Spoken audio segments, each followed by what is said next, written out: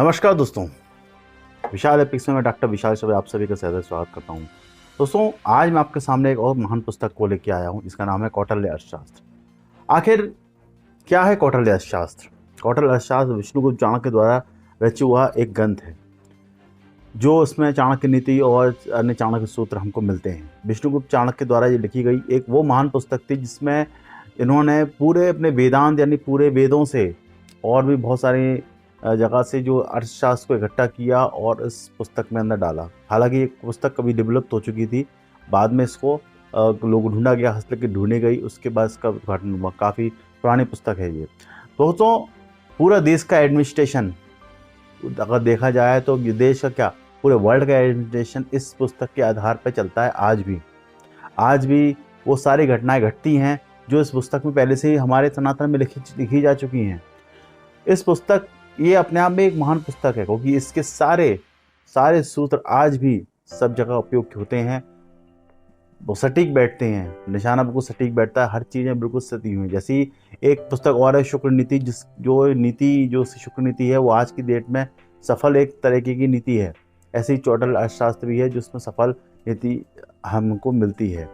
ये कौटिल्य अर्थशास्त्र दोस्तों 4वीं शताब्दी में करीबन चौथी ईसा पूर्व करीबन इसकी रचना हुई थी, ऐसा बताते हैं। ये हमारे विष्णुगुप्त चाणक्य जो आचार्य चाणक्य थे, उन्होंने उस गुप्त काल में इस अर्थशास्त्र का निर्माण किया था। उन्होंने राजनीतिक शास्त्र में अध्ययन किया, बाद में इसमें और भी चीज़ें इनोवेशन आते गए। कई आचार्यों ने, कई तक्षशिला के लोगों ने मिलकर भी इसको इनोवेशन किया है, काफ़ी अर्थशास्त्र की रचना की थी।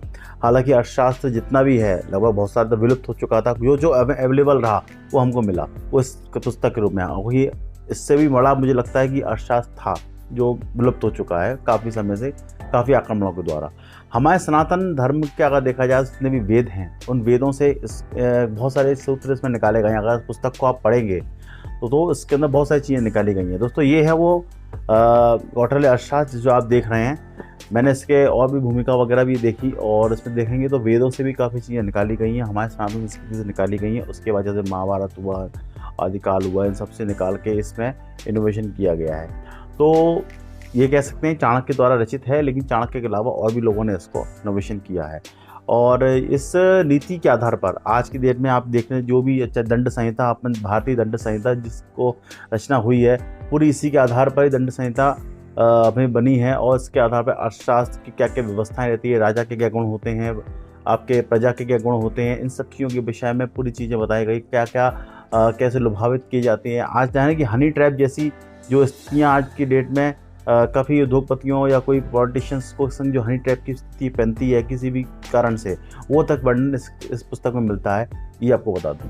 दोस्तों, आज मैं इस पुस्तक के विषय में आपको बहुत सारी बातें बताऊंगा, और इस पुस्तक में जितनी भी आपके जो इंडेक्स है वो आपको दिखाऊंगा डिस्प्ले पर। तो इस पुस्तक को के विषय में जानने से पहले आप मेरे चैनल को सब्सक्राइब जरूर कर दीजिएगा, लाइक शेयर बेल आइकन दबा दीजिएगा, ताकि चैनल आपको इस पुस्तकें के इस चैनल पे आपको कई पुस्तकों के रिव्यू आपको मिलते रहते हैं। तो शुरू करते हैं दोस्तों कौटिल्य अर्थशास्त्र। कौटिल्य अर्थशास्त्र की देखिए, तो इस पुस्तक का रिव्यू मैंने एक यूट्यूब पे और भी देखा था। इस पुस्तक का एक जगह एक व्यक्ति ने रिव्यू किया है, काफ़ी अच्छा रिव्यू था, काफ़ी बड़ा था, काफ़ी कुछ उन्होंने बताया। और बाकी मैं इसमें दोबारा से कुछ इनोवेशन करूँगा, कुछ चीज़ें आपको स्पष्ट रूप से बताऊँगा, तो आप देखते रहिएगा। तो दोस्तों, इस पुस्तक में जैसे कि ये जो पुस्तक है, ये चौखम्मा विद्याभवन वाराणसी से प्रकाशित होती है, पहली चीज़। और इस पुस्तक में ये कौटिल्य अर्थशास्त्र नाम से और भी पुस्तकें हैं जो मार्केट में अवेलेबल है, आपको ईजिली अवेलेबल हो जाती हैं। पर ये पुस्तक बेस्ट है, क्योंकि इसके अंदर बहुत सारी चीज़ें आपको इकट्ठी मिल जाती है। काफ़ी जैसे कि वर्ण व्यवस्था क्या थी उस समय की, उस समय के हिसाब से और आज के समय के हिसाब से अगर माने तो बहुत सारी चीज़ें मिल जाती हैं। आज के ज़माने के हिसाब से कुछ चीज़ें हो सकता है कि मेल ना खाएं, लेकिन फिर भी मैक्सिमम से अर्थशास्त्र की जो व्यवस्थाएं हैं जो हम पढ़ते हैं वो आपको उसमें मिलता है, यानी इकोनॉमिक्स पूरी मिलती है इसके अंदर। और राजा, भूमि, कौन सी भूमि में रहना चाहिए, किस भूमि में नहीं रहना चाहिए, कहाँ क्या करना चाहिए आपको, इस कहाँ पर किस शत्रु पर कैसे हमला करना चाहिए, कैसे शत्रु को परास्त करना चाहिए, इस चीज़ों के विषय में भी बहुत सारी बातें इस पुस्तक में वर्णित हैं। तो चलिए डिस्प्ले पे चलते हैं, तो आपको एक बहुत सारी जानकारी आपको पुस्तक दिखाने के बाद आपको मिल जाएगी। तो डिस्प्ले पे आपको पूरी चीज़ें दिखाई देते हैं।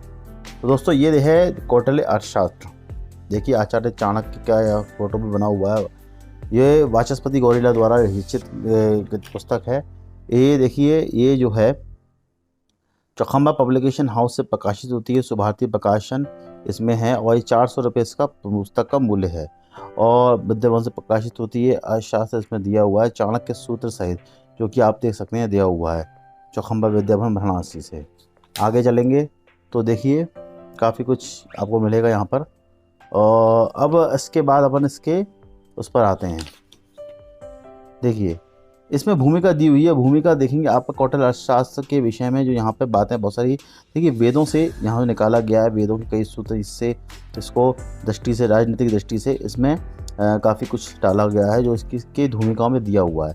हर चीज़ वेदों से, अथर्ववेद से, देखिए राजनीतिक शास्त्र जो है उसमें प्रॉपर दिया हुआ है। अब इसके ज़्यादा इसमें तो बहुत सारा अलग ही इंडेक्स है, आप पढ़ेंगे तो वैदिक काल पूरा इसमें कैसे जो क्या नाम है, इसी ईसा पूर्व में इसका महाभारत युद्धों का भी वर्णन इसमें मिलता है। महाभारत युद्ध जिसमें हुआ उसके की चीज़ तो इसमें डाले गए हैं, वहाँ से पूरा इसका इनोवेशन हुआ है हिंदू राजनीति तंत्र। अब आगे चलते हैं अपन, इसके इंडेक्स पर पहुँचते हैं तो आपको समझ में आएगी पूरी चीज़ें इंडेक्स पर। ये देखिए इसका इंडेक्स है।